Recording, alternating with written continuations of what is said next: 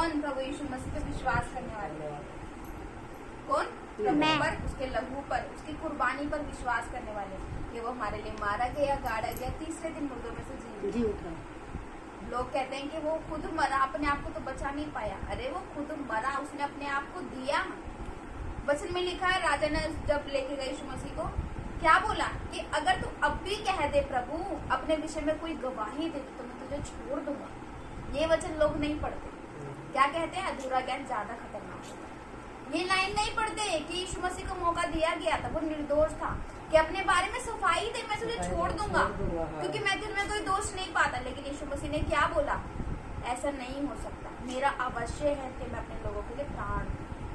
क्योंकि जब एक ने प्राण दिए तो लाखों को बचा पाया। किससे? पाप से।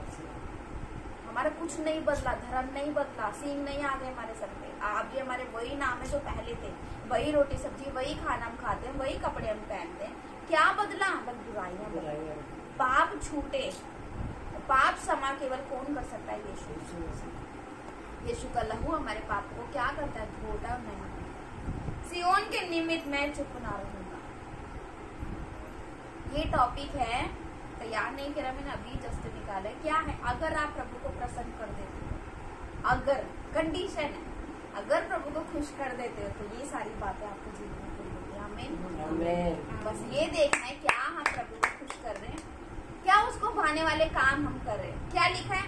सियोन के निमित्त मैं चुप ना रहूंगा, यरूशलेम के निमित्त मैं चैन ना लूंगा। चैन नहीं लूंगा जब तक तुम्हारी नाम धराई के बदले तुम्हें दुगना आदर ना देगी।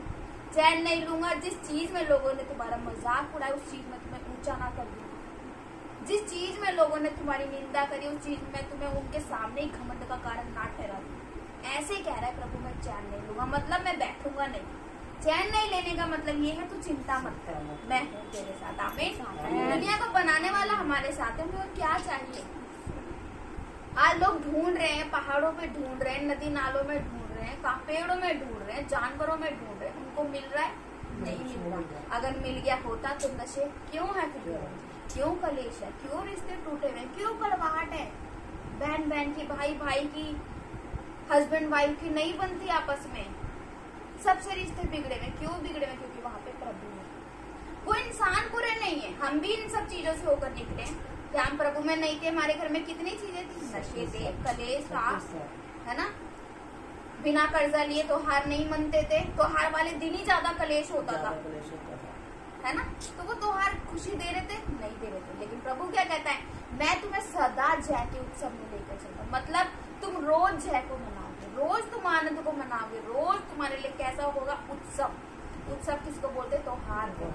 त्योहार का मतलब क्या है? सेलिब्रेट करना किसी खास दिन को। हम तो रोज सेलिब्रेट करते हैं, प्रार्थना करते हैं, आराधना करते हैं, हमारा सेलिब्रेशन उसी में हो जाता है ना। सुसमाचार के लिए गए, किसी दुखी को बताया, उसने विश्वास करा, प्रभु ने क्या बोला? मैं तुझे टूटे बाड़क का सुधारक बना। तू जो लोगों का रिश्ता मुझसे टूट गया, तू उनको जोड़ेगी, मैं तुझे ठहराऊंगा। क्या लिखा है? निमित्त में चैन ना लूंगा जब तक कि उसकी धार्मिकता प्रकाश के समान, उसका उद्धार जलती हुई मशाल के समान ना दिखाई।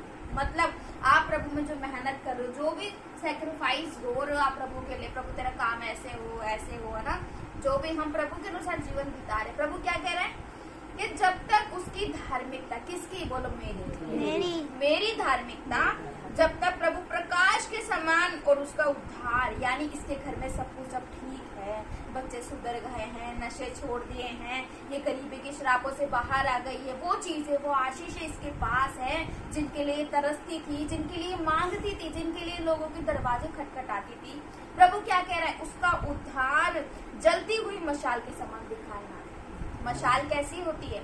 अंधेरे में दूर से दिखती है, तो वहां पे आग लगी है ना, लकड़ी में या झाड़ी में क्या है? आग लगी। मशाल क्या दिखाती है? रास्ते को दिखाती है।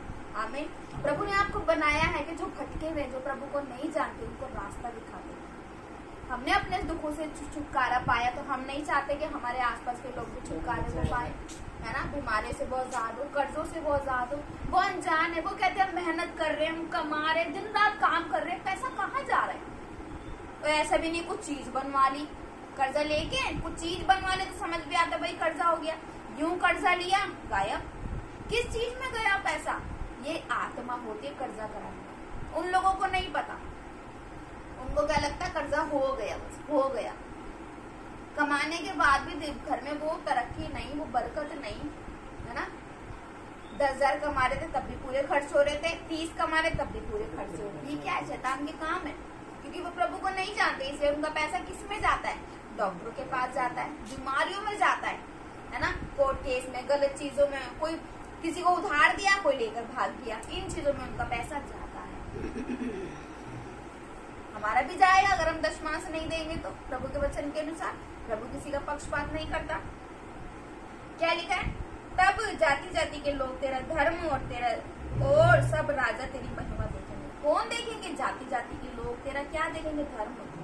वो गवाही को सुनेंगे। एक टाइम तेरी बहन कहाँ थी, ये भाई कहाँ था, आज प्रभु ने कहां से उठा के खड़ा करा। कौन देखेंगे? राजा।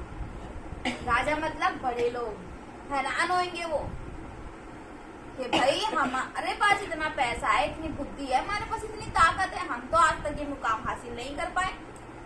ये कैसे करके ये काम? दिखने में तो सिंपल सा लगता है, दिखने में तो नॉर्मल से लगते हैं, ये काम कैसे कर गए? इनकी प्रार्थना के द्वारा कैसे कोई ठीक हो सकता है? कैसे कैंसर ठीक हो सकता है? ये काम तो डॉक्टर का है ना। कैसे किडनी लीवर ठीक हो सकते हैं इनकी प्रार्थना से? राजा मतलब कोई हीलिंग की गवाही, तो राजा इस चीज में कौन है? डॉक्टर।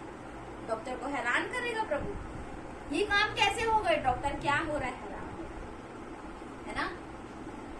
तो कोई काम जो ऐसे आपने प्रभु से कर पाए हो, आप प्रार्थना में उपवास में बने रहकर, तो क्या हुआ?